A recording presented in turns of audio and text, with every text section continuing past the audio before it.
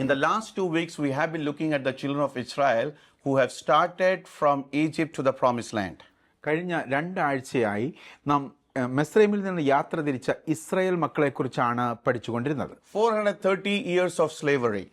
430 വർഷത്തെ അടിമ ജീവിതം. And then God heard their prayer. God saw their agony and delivered them from the hands of Egyptians. അവരുടെ നിലവിളി കേട്ടിട്ട് അവരുടെ സങ്കടം കണ്ടിട്ട് സ്വർഗ്ഗസ്ഥനായ ദൈവം അവരെ മിസ്രൈമിൽ നിന്ന് വിടുവിച്ചു. But none of the ones who started from Egypt could make it to the promised land except the two. എന്നാൽ മിസ്രൈമിൽ നിന്ന് യാത്ര തിരിച്ചവരിൽ രണ്ടുപേരൊഴികെ ആരും കനാൻ ദേശത്ത് വാഗ്ദത്ത ദേശത്ത് എത്തിയില്ല. So 2 weeks before we saw why they did not make it to the promised land and why they were wilderness wanderer all their life. It was only because they were not humble in the presence of God and they were not obedient to the call of God. നമ്മൾ കഴിഞ്ഞ ആഴ്ചകളിൽ ചിന്തിച്ചത് അവർ എന്തുകൊണ്ടാണ് ഈ നീണ്ട 40 വർഷം മരുഭൂമിയിൽ കൂടെ ഉഴന്നു നടക്കേണ്ടി വന്നത്, എന്തുകൊണ്ടാണ് അവർ വാഗ്ദത്ത ദേശത്ത് പ്രാപിക്കാൻ കഴിയാഞ്ഞത് എന്നതിനെക്കുറിച്ചാണ്. കാരണം അവർ ദൈവത്തിൻ്റെ വചനം അനുസരിക്കാഞ്ഞത് കൊണ്ടും ദൈവത്തിൻ്റെ സന്നിധിയിൽ താഴ്മ ധരിക്കാഞ്ഞത് കൊണ്ടുമാണ്. They were always murmuring and complaining against God whenever they saw some situations and challenges in front of them. അവരുടെ മുൻപിൽ പ്രതികൂലങ്ങളെ കാണുമ്പോൾ അവർ എപ്പോഴും പിറുപിറുക്കുന്നവരും പരാതിപ്പെടുന്നവരുമായിരുന്നു. So we saw it from Deuteronomy chapter 8 verse 2. നമ്മൾ ആവർത്തന പുസ്തകം 8-ാം അധ്യായത്തിൻ്റെ 2-ാം വാക്യത്തിൽ നാം ഇങ്ങനെ കണ്ടു. And then we came last week and we saw the 2.5 tribes staying on the other side of Jordan. കഴിഞ്ഞ ആഴ്ച നാം ചിന്തിച്ചത് 2.5 ഗോത്രങ്ങൾ യോർദാന്റെ ഇക്കരെ നിൽക്കുന്നതായിട്ട് നമുക്ക് വായിക്കുവാനിടയായി. Out of the 12 tribes, 2.5 said, no, we are not coming to the other side. We don't care about the promise of God, but we care about what we see with our eyes. 12 ഗോത്രങ്ങളിൽ 2.5 ഗോത്രങ്ങൾ ഇങ്ങനെയാണ് അവർ കരുതിയത്, അല്ലെങ്കിൽ അവർ പറഞ്ഞത്, ഞങ്ങൾ ഇത് കാണുന്നത് യോർദാൻ കടന്ന് അപ്പുറത്തേക്ക് പോകുവാൻ ആഗ്രഹിക്കുന്നില്ല, ദൈവത്തിന്റെ വാഗ്ദത്തങ്ങൾ നടക്കുമെന്ന് ഞങ്ങൾ വിശ്വസിക്കുന്നില്ല, ഇതാണ് ഞങ്ങൾക്ക് സുരക്ഷിതമായിട്ടുള്ള സ്ഥലമെന്ന്. We believe in what we see with our eyes. We are not going to believe what we are seeing with the eyes of faith. ഞങ്ങൾ ദൈവത്തിൻ്റെ വാഗ്ദത്തങ്ങൾ കാണുകൊണ്ട് ഞങ്ങൾക്ക് വിശ്വസിക്കുവാനായിട്ട് കഴിയുന്നില്ല, ഞങ്ങളുടെ കണ്ണുകൊണ്ട് കാണുന്നത് മാത്രമേ ഞങ്ങൾ വിശ്വസിക്കുകയുള്ളൂ. How many times we have also become like that and we are not ready to cross to the other side, leaving our comfortable zone only because we are not seeing the other side. എത്ര പ്രാവശ്യം നമ്മുടെ ജീവിതത്തിലും ഇങ്ങനെ സംഭവിച്ചിട്ടുണ്ട്. ദൈവത്തിൻ്റെ വാഗ്ദത്തങ്ങളിൽ വിശ്വസിക്കുവാൻ കഴിയാതെ നമ്മുടെ കണ്ണുകൊണ്ട് കാണുന്നത് മാത്രം നാം വിശ്വസിച്ചത് കൊണ്ട്. We got to be people who are ready to leave our comfortable zone and do what God has called us to do. നാം ദൈവത്തിൻ്റെ വചനങ്ങൾ കേൾക്കുകയും ദൈവം നമുക്ക് നൽകിയിട്ടുള്ള ആ സുരക്ഷിതമായ ആ താവളങ്ങൾ വിട്ടിട്ട് ദൈവത്തിൻ്റെ വചനമനുസരിച്ച് മുന്നോട്ട് പോകുവാൻ തയ്യാറാകുകയും ചെയ്യണം. Expect great victories only if you are ready to leave your comfortable zone. നമ്മുടെ സുരക്ഷിതമായ താവളങ്ങൾ നാം ഉപേക്ഷിക്കുവാൻ തയ്യാറാകുമ്പോൾ മാത്രമേ ദൈവത്തിന്റെ വലിയ വാഗ്ദത്തങ്ങൾ, നന്മകൾ, അനുഗ്രഹങ്ങൾ പ്രാപിക്കുവാൻ കഴിയുകയുള്ളൂ. So today we are going to study about the 9.5 tribe which crossed to the other side. അപ്പുറം നദി കടന്നുപോയ 9 ഗോത്രങ്ങളെ കുറിച്ചാണ് ഇന്ന് നാം പഠിക്കുവാൻ ആഗ്രഹിക്കുന്നത്. 9.5 tribe crossed the Jordan because they knew that this God is a promise keeper. ഈ 9 ഗോത്രങ്ങൾ യോർദാൻ കടന്ന് അപ്പുറത്തേക്ക് പോയതിന് കാരണം അവർക്കറിയാമായിരുന്നു ദൈവം വാഗ്ദത്തം നൽകിയത് നിവർത്തിപ്പാനും വിശ്വസ്തനാണ്. They knew that their God is bigger than the flooding and roaring Jordan. കലങ്ങി മറിഞ്ഞ് ഒഴുകുന്ന യോർദാനേക്കാൾ വലിയവനാണ് നമ്മുടെ ദൈവം എന്ന് അവർക്ക് വിശ്വാസമുണ്ടായിരുന്നു. So now the 9.5 tribe is on the other side. They are in the promised land. അത് ഇപ്പോൾ ഈ 9 ഗോത്രങ്ങൾ ദൈവം വാഗ്ദത്തം നൽകിയ ആ വാഗ്ദത്ത ദേശത്താണ് ആയിരിക്കുന്നത്. Now listen to me very carefully. എൻ്റെ വാക്കുകളെ ശ്രദ്ധിച്ചാലും 2.5 tribe could see it only from far away, but 9.5 tribe is experiencing the goodness of God and the promise of God only because they obeyed 100%. അതെ, ഈ 2.5 ഗോത്രങ്ങൾക്ക് ദൂരെ നിന്ന് മാത്രമേ വാഗ്ദത്ത ദേശം കാണുവാൻ കഴിയുന്നുള്ളൂ. എന്നാൽ ഈ ദൈവത്തിൻ്റെ വചനം അനുസരിച്ച് ദൈവത്തിൻ്റെ വാക്ക് കേട്ട് ഇറങ്ങിത്തിരിച്ച 9 ഗോത്രങ്ങൾക്ക് അവർക്ക് ആ വാഗ്ദത്തം അവർക്ക് പ്രാപിക്കുവാൻ കഴിഞ്ഞു. My question to you today is, ഇന്ന് ഞാൻ നിങ്ങളോട് ചോദിക്കുന്ന ചോദ്യം do ഇതാണ്. you want to be somebody who will hear about the promises of God from somebody's life? Do you just want to see it from far away, or do you want to experience it in your life? നിങ്ങൾക്ക് മറ്റുള്ളവരിൽ നിന്ന് അനുഗ്രഹങ്ങളെക്കുറിച്ച് വാഗ്ദത്തങ്ങളെക്കുറിച്ച് കേൾക്കുന്നവരായി തീരുവാനാണോ, അല്ലെങ്കിൽ ദൂരെ നിന്ന് അത് കാണുന്നവരായി തീരുവാനാണോ, അതോ അത് അനുഭവിക്കുന്നവരായി തീരാനാണോ നിങ്ങൾക്ക് ഏറെ ഇഷ്ടം? It is your choice. Absolutely, it is your choice whether you want to be that 2.5 tribe who only saw it from far away, or do you want to be 9.5 tribe who really experienced the promise of God in their life? ഇത് നിങ്ങൾക്ക് മാത്രമാണ് തിരഞ്ഞെടുക്കുവാൻ കഴിയുന്നത്. 2.5 ഗോത്രങ്ങളെ പോലെ ദൂരെ നിന്ന് കാണുന്നവരായി തീരാം, അല്ലെങ്കിൽ 9.5 ഗോത്രങ്ങളെ പോലെ അപ്പുറത്ത് വാഗ്ദത്തം പ്രാപിക്കുന്നവരായി തീരാം. Last month I was in a village. കഴിഞ്ഞ മാസം ഞാൻ ഇന്ത്യയിലെ ഒരു വടക്കേന്ത്യയിലെ ഒരു ഗ്രാമത്തിലായിരുന്നു. And I was walking with one of my fellow leaders.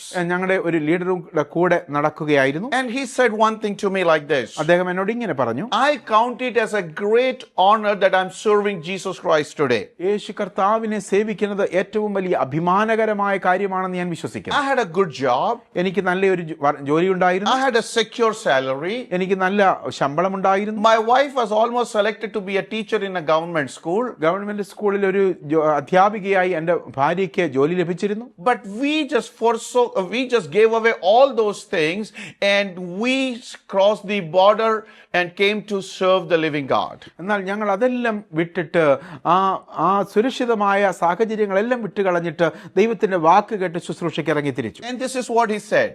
അദ്ദേഹം ഇങ്ങനെയാണ് പറഞ്ഞത്, Today I am much happier than what I would have been if I would have chosen the other side. എനിക്ക് ഉണ്ടായിരുന്ന ആ നന്മകൾ അനുഭവിക്കുന്നതിനേക്കാൾ വലിയ സന്തോഷമാണ് ഇന്ന് ഞാൻ അനുഭവിക്കുന്നത്. I'm grateful to God and I'm honored that I'm serving Jesus Christ. ഞാൻ യേശു കർത്താവിനെ സേവിക്കുന്നതിൽ ശുശ്രൂഷിക്കുന്നതിൽ ഞാൻ വളരെ സന്തുഷ്ടനാണ്. So now 9.5 tribe is on the other side. ഇപ്പോൾ ഈ 9.5 ഗോത്രങ്ങൾ നദിയുടെ അപ്പുറത്താണ്. But now there is a problem with this 9.5 tribe. എന്നാൽ ഈ 9.5 ഗോത്രങ്ങൾക്ക് ചില പ്രശ്നങ്ങൾ കടന്നു വരുന്നു. Now Joshua is the captain of the entire children of Israel. Israel മക്കളുടെ നായകനായി നിൽക്കുന്നത് ഇപ്പോൾ യോശുവയാണ്. We all know about it very well. നമുക്ക് ഈ കാര്യങ്ങൾ നന്നായിട്ട് അറിയാം. When Moses died, Joshua was chosen to lead the children of Israel into the promised land. മോശ മരിച്ചപ്പോൾ ഇസ്രായേൽ മക്കളുടെ നായകനായിട്ട് നേതാവായിട്ട് യോശുവ തിരഞ്ഞെടുക്കപ്പെട്ടു. From Joshua 1 till Joshua 14 we see a long journey. യോശുവയുടെ ജീവിതത്തിലേക്ക് ഒന്ന് തൊട്ട് നാം പരിശോധിക്കുമ്പോഴത്തേക്ക് വലിയൊരു നീണ്ട യാത്ര നമുക്ക് കാണുവാൻ കഴിയും. In Joshua chapter 1 he took up the leadership. യോശുവയുടെ പുസ്തകം 1-ാം അധ്യായത്തിൽ നമുക്ക് യോശുവയെ തിരഞ്ഞെടുക്കുന്നതായിട്ട് കാണാൻ കഴിയും. And then after becoming the leader, his journey till the chapter of 14 is fascinating. അത് കഴിഞ്ഞിട്ട് അത് മുതൽ 14-ാം അധ്യായം വരെയുള്ള യോശുവയുടെ ജീവചരിത്രം പരിശോധിക്കുമ്പോൾ അത് വളരെ നമ്മളെ ആകർഷണീയമായ ഒരു കാര്യമാണ്. He had lot of challenges and lot of battles to fight. തൻ്റെ ജീവിതത്തിൽ ധാരാളം പോരാട്ടങ്ങൾ, അതിജീവനത്തിന്റെ കഥകൾ പറയുവാനായിട്ടുണ്ട്. He had to cross the Jericho. യെരിഹോവിനെ മറികടക്കണമായിരുന്നു. He had to break the wall of Jericho by the grace of God. ദൈവത്തിന്റെ വാഗ്ദത്ത പ്രകാരം യെരിഹോവിന്റെ പട്ടണത്തെ തകർക്കുവാൻ അവർക്ക് കഴിഞ്ഞു. He defeated the king of Jericho. യെരിഹോ രാജാവിനെ പരാജയപ്പെടുത്തി. They crossed the mighty flowing Jordan. യോർദാൻ അവർക്ക് കടക്കുവാൻ കഴിഞ്ഞു. They fought against Ai. They received defeat, but then they won over Ai. അവര് ഹായ് പട്ടണത്തെ അവർക്ക് ജയിക്കുവാനായിട്ട് കഴിഞ്ഞു. So there were a lot of challenges in the life of Joshua. യോശുവയുടെ ജീവിതത്തിൽ ധാരാളം വെല്ലുവിളികൾ നിറഞ്ഞ അനുഭവങ്ങൾ നമുക്ക് കാണുവാൻ കഴിയും. If I'm correct, the Bible records 13 battles of Joshua from chapter 1 to chapter 14. യോശുവയുടെ പുസ്തകം 1-ാം അധ്യായം മുതൽ 14-ാം അധ്യായം വരെ പരിശോധിക്കുമ്പോൾ ഏതാണ്ട് 13ഓളം പോരാട്ടങ്ങൾ, യുദ്ധങ്ങൾ നമുക്ക് കാണുവാൻ കഴിയുമെന്നാണ് എൻ്റെ അറിവ് ശരിയാണെങ്കിൽ എനിക്ക് തോന്നുന്നത്. Once he fought with 5 kings together, another time 4 kings together.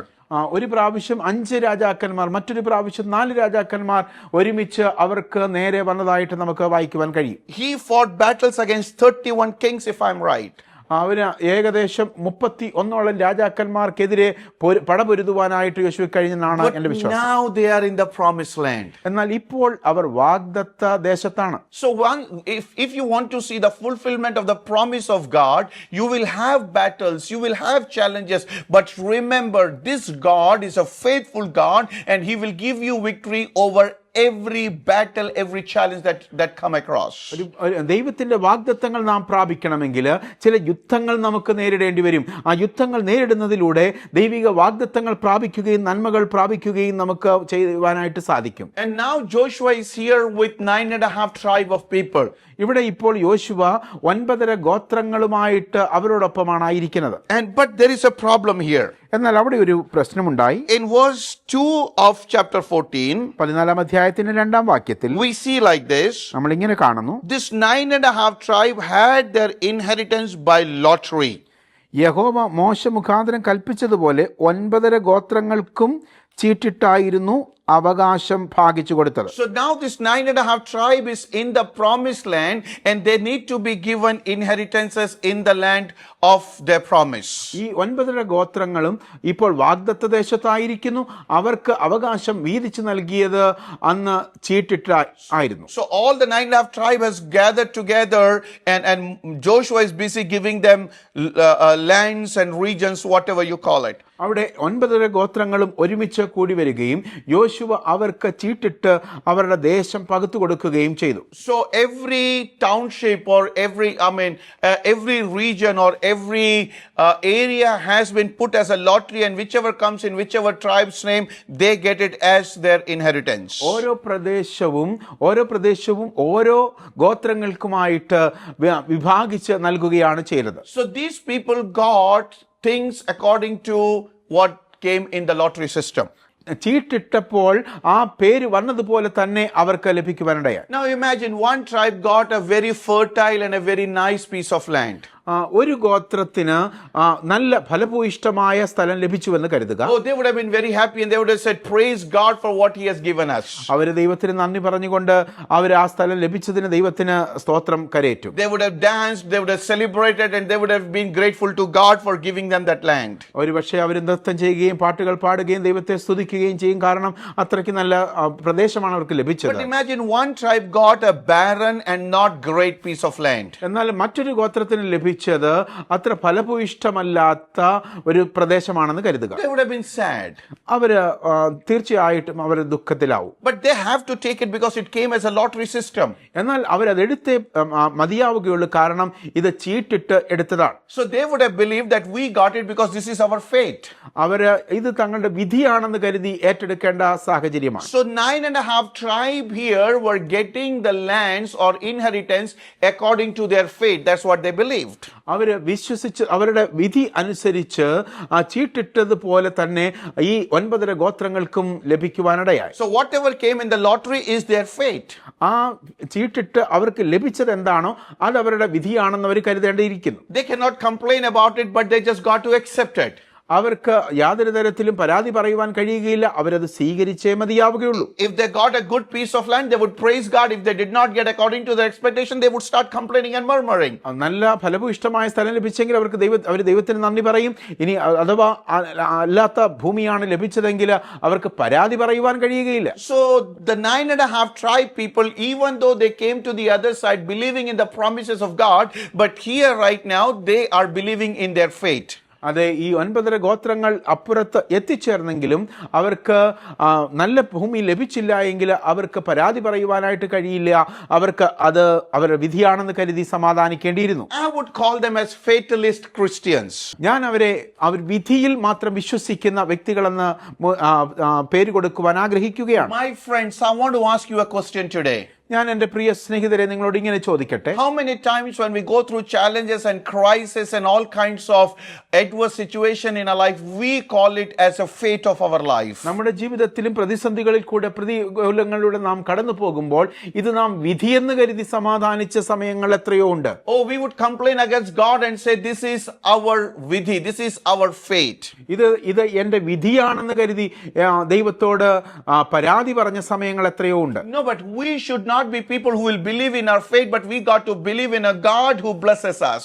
അതെ, നാം വിധിയിൽ വിശ്വസിക്കുന്നവരല്ല, ദൈവം നമ്മെ അനുഗ്രഹിക്കുമെന്ന് ദൈവത്തിൽ വിശ്വസിക്കുന്നവരായി തീരണം. You are not destined by faith, but you are destined by the call of God upon your life. നിങ്ങൾ വിധിയിൽ വിശ്വസിക്കുന്നവരല്ല, വിധിയിൻ പ്രകാരം നടക്കുന്നവരല്ല, ദൈവത്തിന്റെ വാഗ്ദത്തം അനുസരിച്ച് മുന്നോട്ട് Let പോകേണ്ടവരാണ്. me say it like this. ഞാൻ ഇങ്ങനെ പറയട്ടെ, You are not destined by your faith, but you have victory in the name of Jesus Christ. നിങ്ങൾ വിധി ഇൻ പ്രകാരമല്ല, ദൈവത്തിന്റെ വാഗ്ദത്ത പ്രകാരം മുന്നോട്ട് പോകേണ്ടവരാണ്. My Bible says, surely goodness and mercy shall follow you all the days of your life. ദൈവത്തിന്റെ വചനം പറയുന്നു, നന്മയും കരുണയും എന്റെ ആയുഷ്കാലമൊക്കെയും എന്നെ പിന്തുടരും. You shall be like a tree that is planted by the rivers. നീ ആറ്റരികത്ത് നട്ടിരിക്കുന്ന വൃക്ഷം പോലെയാണ്. And whatever you do, you will find success in that. നീ ചെയ്യുന്നതൊക്കെയും സാധിക്കും. So today you might be having a financial crisis in your life. നിങ്ങളുടെ ജീവിതത്തിൽ ഒരുപക്ഷെ നിങ്ങൾ സാമ്പത്തിക ബുദ്ധിമുട്ടിലൂടെ കടന്നു You പോവുകയായിരിക്കും. might be having a health issue. ഒരുപക്ഷെ നിങ്ങൾ ഇന്ന്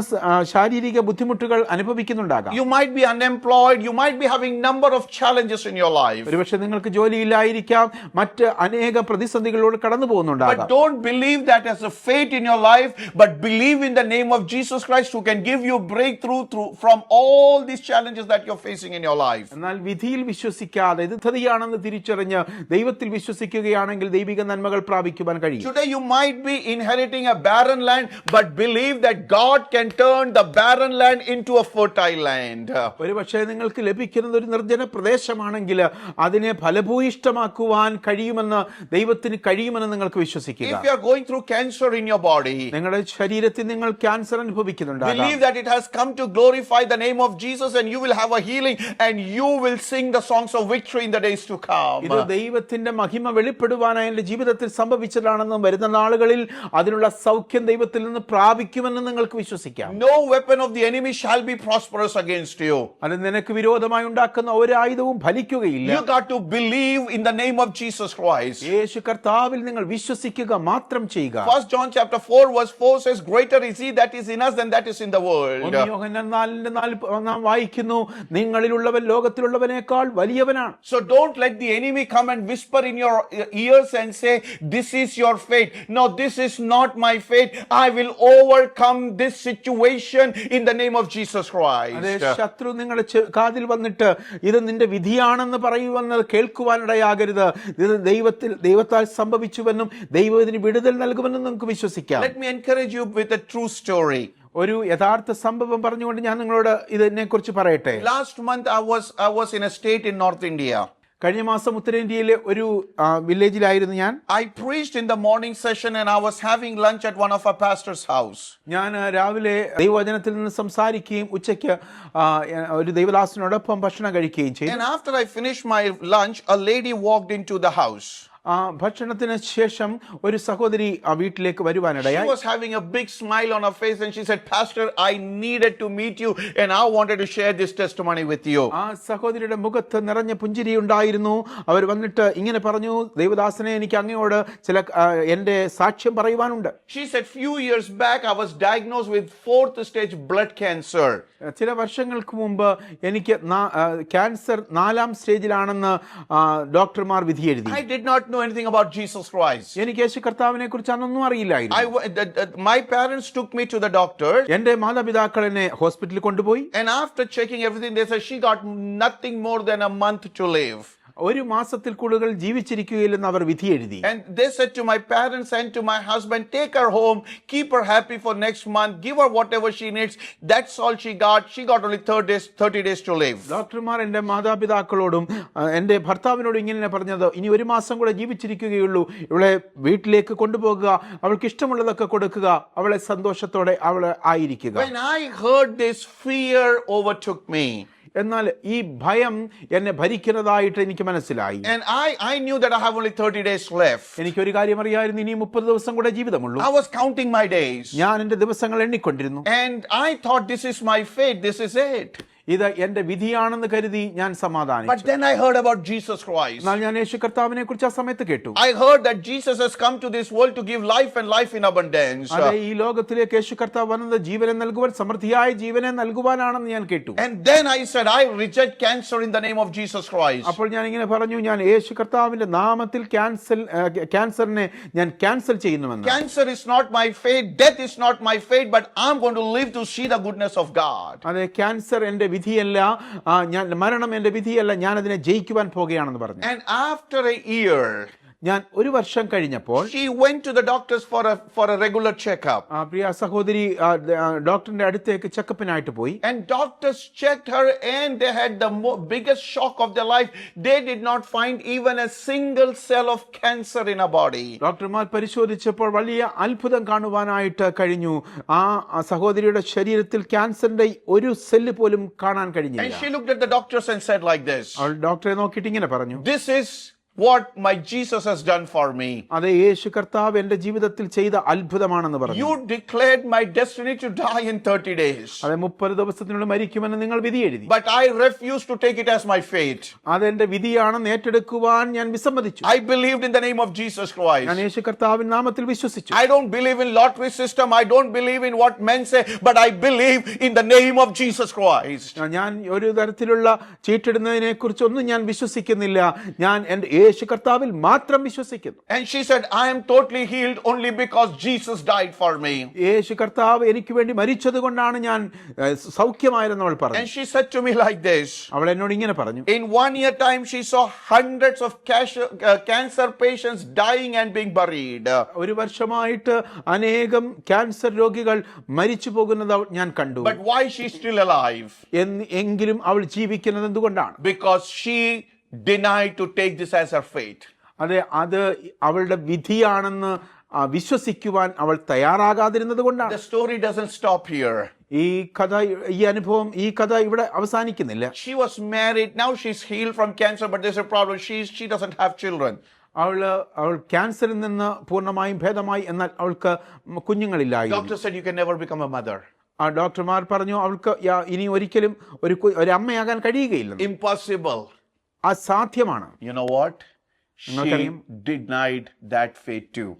ആ വിധിയും അവൾ വിശ്വസിക്കുവാൻ വിസമ്മതിച്ചു. She said, my Jesus will make me a mother. അവൾ പറഞ്ഞു, എന്റെ യേശു കർത്താവ് എന്നെ ഒരു അമ്മയാക്കി അനുഗ്രഹിക്കും. The Bible says the violent shall take it by force, and she refused to give in to the destiny or the fate that the enemy was whispering into her ears. അവളുടെ കാതിൽ ശത്രു മന്ത്രിച്ച ആ വിധി വിശ്വസിക്കുവാൻ അവൾ വിസമ്മതിച്ചുകൊണ്ട് ബലാത്കാരികൾ സ്വർഗരാജ്യം അവകാശമാക്കുന്നുവെന്ന് ദൈവത്തിന്റെ വചനത്തിൽ പറയുന്നത് പോലെ ദൈവത്തിന്റെ വചനത്തിൽ വിശ്വസിക്കുവാനിടയായി. I get excited when I share this story. ഞാൻ ഈ സംഭവം നിങ്ങളോട് പങ്കുവിടുമ്പോഴും എനിക്ക് വലിയ ആകാംക്ഷയുണ്ട്.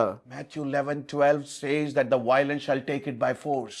മത്തായി 11:12 വാക്യത്തിൽ നാം വായിക്കും, ബലാത്കാരികൾ സ്വർഗരാജ്യം അവകാശമാക്കുന്നു. You got to be violent to take it by force.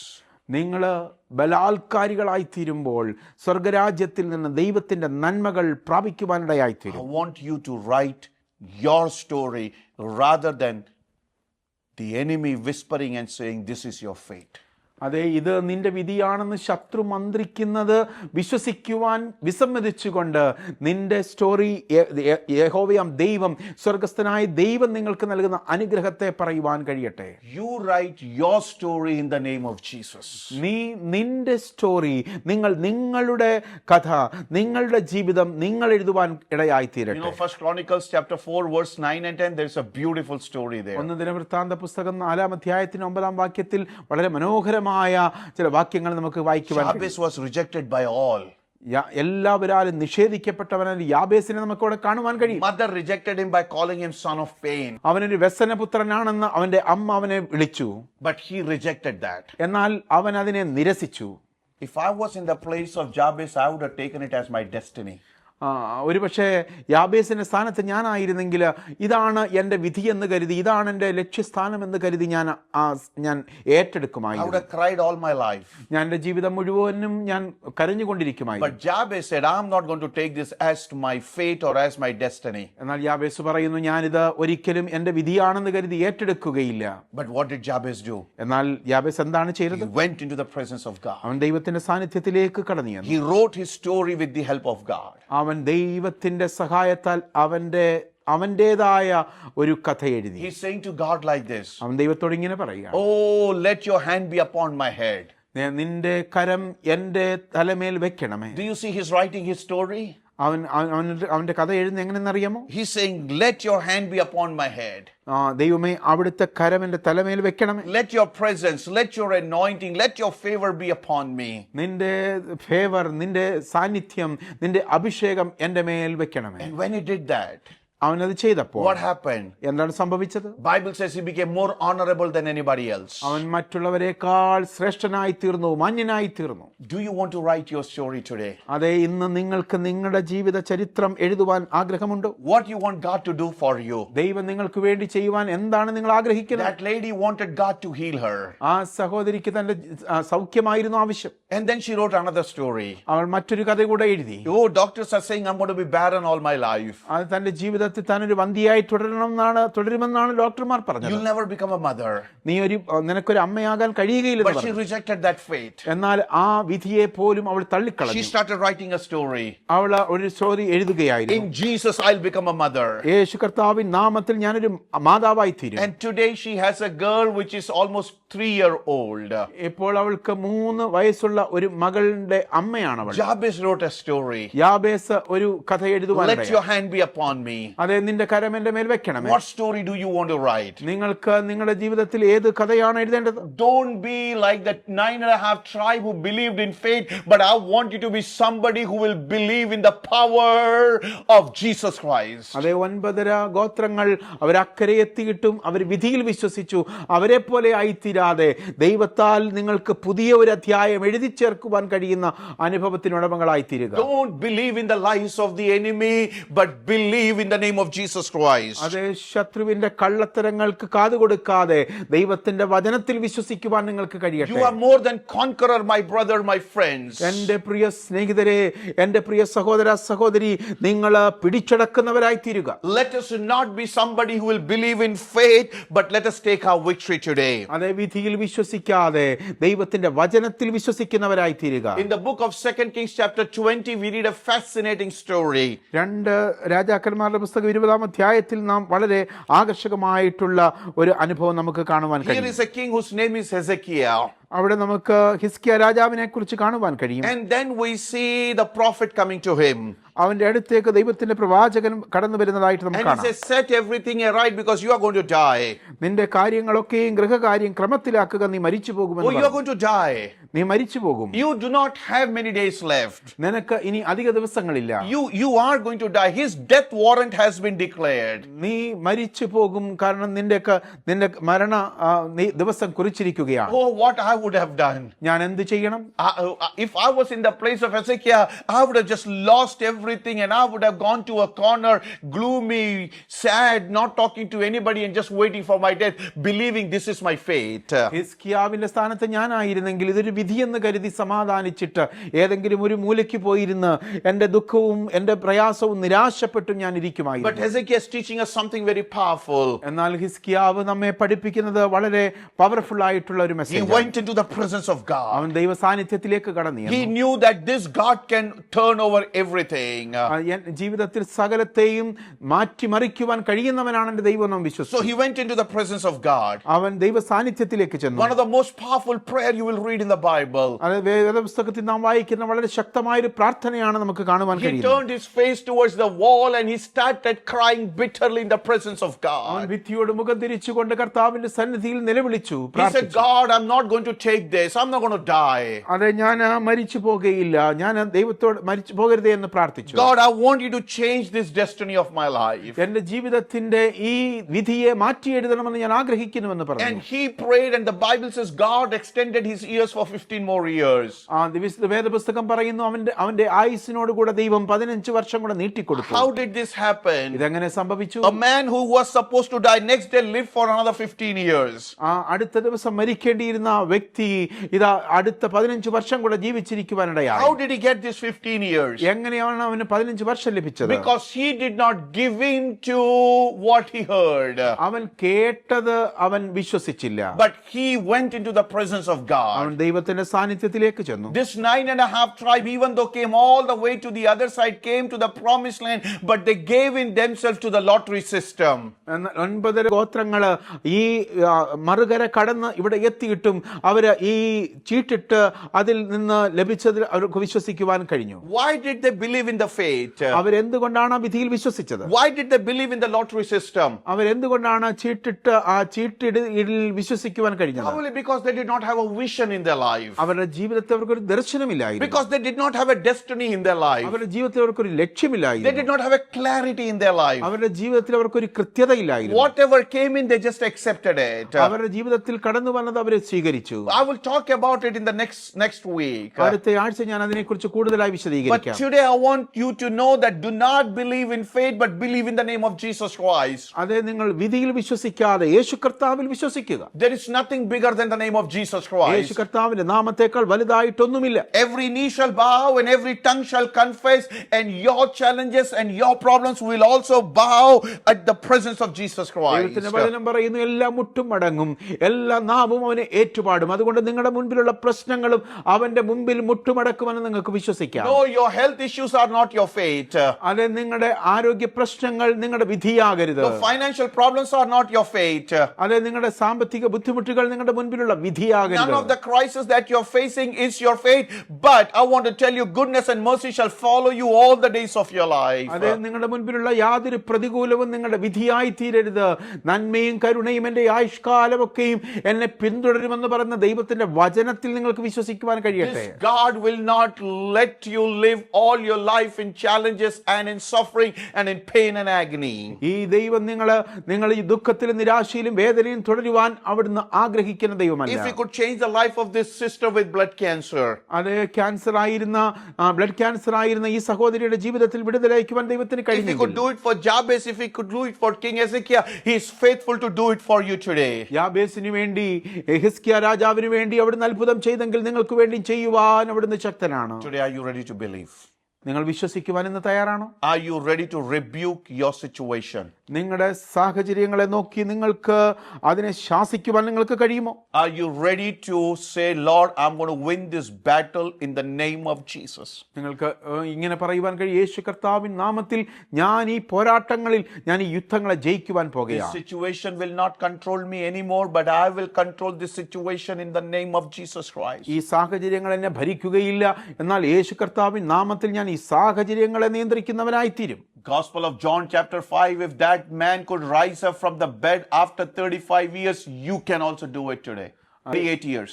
യോഹന്നാന്റെ സുവിശേഷം 5-ാം അധ്യായത്തിൽ 38 വർഷം പക്ഷപാതക്കാരനായിരുന്ന ആ വ്യക്തി എഴുന്നേറ്റ് നടന്നെങ്കിൽ ഞാൻ യേശു കർത്താവിന്റെ നാമത്തിൽ ഞാനും എഴുന്നേൽക്കുമെന്ന് നമുക്ക് പറയുവാൻ For കഴിയും. 38 years he would have been hearing everybody coming and saying, this is my faith, but he denied to give it into that faith. എന്നാൽ 38 വർഷം അവൻ ആളുകളൊക്കെയും വന്ന് പറഞ്ഞിരിക്കാം ഇത് നിന്റെ വിധിയാണെന്ന്, എന്നാൽ അത് വിശ്വസിക്കുവാൻ അവൻ തയ്യാറായില്ല.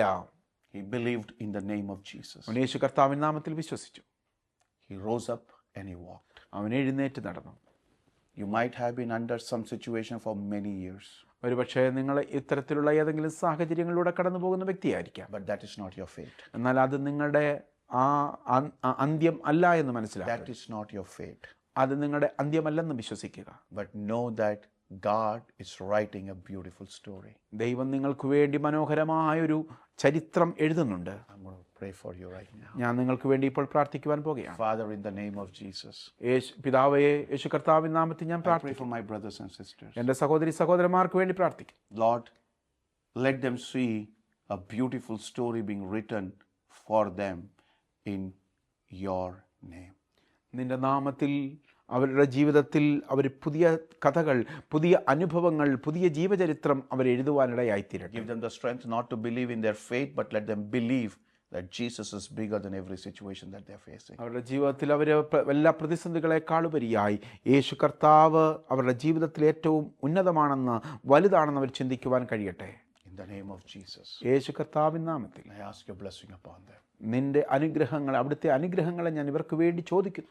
In Jesus' name we pray. യേശു കർത്താവിൻ നാമത്തിൽ. Amen. Amen. God bless you. ദൈവം നിങ്ങളെ ധാരാളമായി അനുഗ്രഹിക്കുമാറാകട്ടെ. Once again, thank you for your prayers, your partnership, and your generosity. നിങ്ങളുടെ പ്രാർത്ഥനയ്ക്ക്, നിങ്ങളുടെ സഹായത്തിന്, നിങ്ങളുടെ സഹകരണത്തിന് ഒരിക്കൽ കൂടെ ഞാൻ നന്ദി പറയുന്നു. And if you have any prayer requests, do not hesitate to write to us or call us. We will pray for you. നിങ്ങൾക്ക് ഏതെങ്കിലും പ്രാർത്ഥനാ വിഷയമുണ്ടെങ്കിൽ ഞങ്ങളെ ബന്ധപ്പെടുവാൻ നിങ്ങൾ മറക്കരുത്. ഞങ്ങൾ നിങ്ങൾക്ക് വേണ്ടി പ്രാർത്ഥിക്കുമെന്ന് ഉറപ്പു തരുന്നു. God bless you. See you next week. ദൈവം നിങ്ങളെ ധാരാളമായി അനുഗ്രഹിക്കുമാറാകട്ടെ. അടുത്ത ആഴ്ച നമുക്ക് വീണ്ടും കാണാം.